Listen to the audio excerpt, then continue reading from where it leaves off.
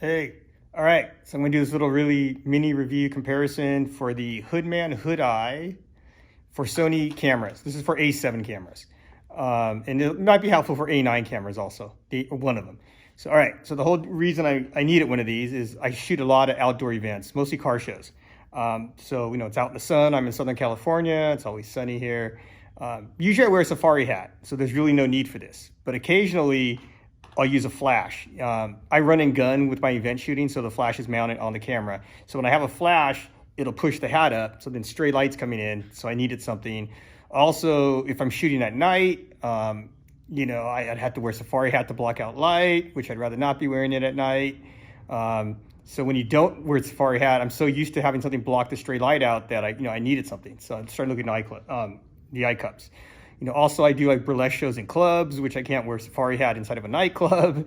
So I really needed something to help block out the stray light when I'm shooting. And trust me, if you don't use anything to block out the stray light, you got to get something because it makes a huge difference, especially when reviewing photos.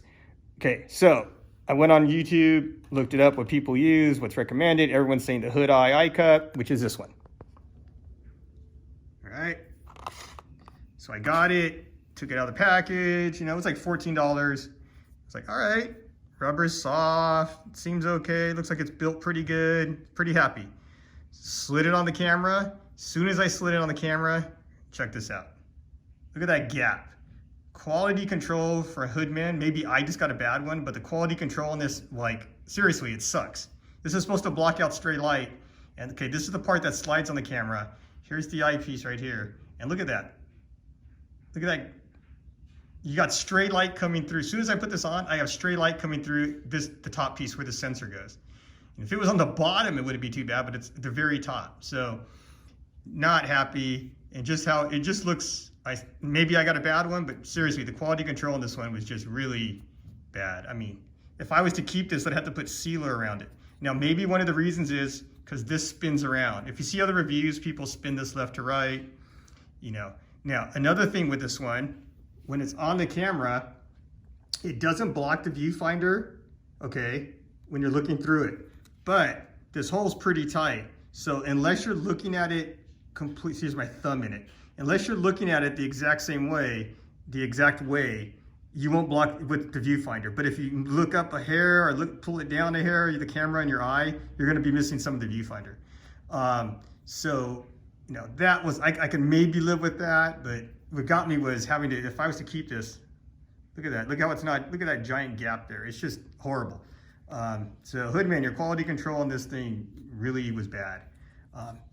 Luckily I can return this, all right? So I went back to the website once I got this to see what else they had. Then I noticed they had this one. So this is the HEYES for A7s.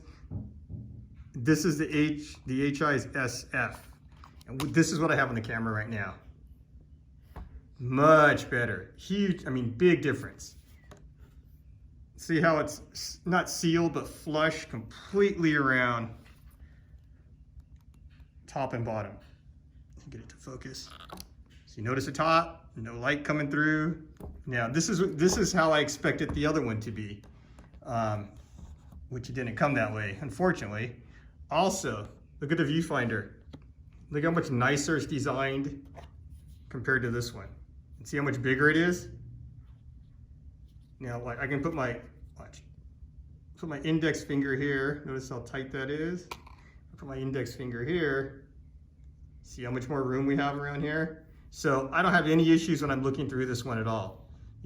Of course, if you raise it extremely high up or extremely high down, you're not gonna see through it, but putting your eye up to this, it's not like I had to be in the perfect spot to make sure I see all of the viewfinder. And the design of this one, for me, I like it so much better the way it fits against, my eye socket. Now everybody's eye socket is different, but this one works, works really good like this, especially in portrait mode. It works a lot better than the other one. I was very happy with it, really happy with this. Also, a couple other issues. When you're using this one here, the S, all right, the screen will maybe touch it or just barely, depending on, your situation, you'll miss it or it may just nudge it a hair. Okay, with the F here, the SF, the screen has no issues. See how it has plenty of room?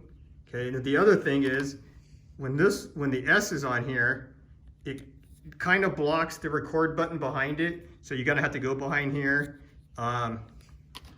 With the SF, it's a lot, I don't record with my camera, so I don't care about this, but for those of you who do video, it's a lot easier to get to your record camera here, your record button here, a lot quicker. And if you're shooting events, you know how, everything's about quickness and getting to your controls when you need to. So for me, huge difference. This was $19, much better product than this one right here, the S.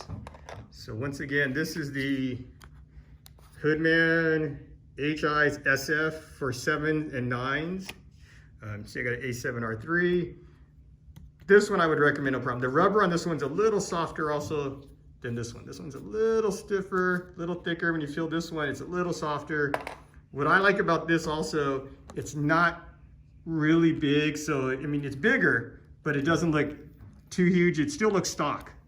It doesn't look like you have this enormous eyepiece on. So it still, to me, looks stock. You'd think Sony would make something like this and sell it for like $50 or $60, but this is good. So once again, personally, I like this one better. This is the Hoodman, model SF for 7 and 9s, and then this one's only for 7s, A7s. There you go. This was like $19.99. I got it on Amazon. I don't know where it came from, but it just magically shows up. So there you go. So personally, I would recommend getting this if you got an A7 or an A9. If you got an A9, you can only get this. But if you got an A7 series, to me, this is definitely much better than this one. I almost feel like this is, other than the backing piece, this to me almost seems like this is just the generic design that they use for every camera, where someone went and said, hey, let's specifically design one for the Sonys, maybe it was for the A9, it happens to be also for the 7, but much better. It's worth the $4 to me to get this one. All right, hope that helps. There you go, that's what that one is. Or if you want that one, but don't get that one. Get this one. All right, hope that helps somebody.